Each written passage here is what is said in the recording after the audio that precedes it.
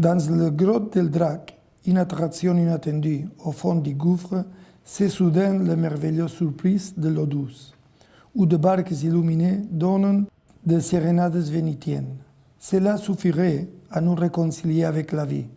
Si cette eau vivait, mais malgré sa pureté de guet marine, elle aussi paraît morte, comme tous ces spires blanchissent, comme ces ossements de la terre qui dorment et qu'on voit s'enfoncer sous l'eau. C'est l'inextricable, un vrai magasin de cordillère, immense salle en ficelle de pierre, colonie de coraux démesurés bric à brac de marchands d'habits, jardins zoologiques, franges d'échelles de Manille, sols pleurés, chenilles et passementières. Tout cela sans l'aide des hommes. Ni Bruegel, ni la Piranèse de Plisson, ni William Blake, ni Gustave Doré n'ont rien pu imaginer de tel.